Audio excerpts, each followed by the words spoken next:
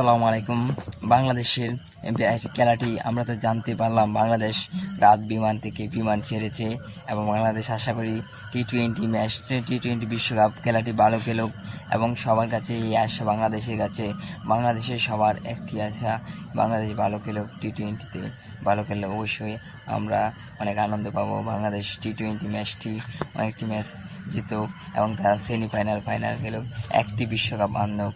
সেই বিশ্বকাপ আনলে বাংলাদেশের জনগণ বাংলাদেশে দেখে এত ভালোবাসবে যে বলার মতো নেই।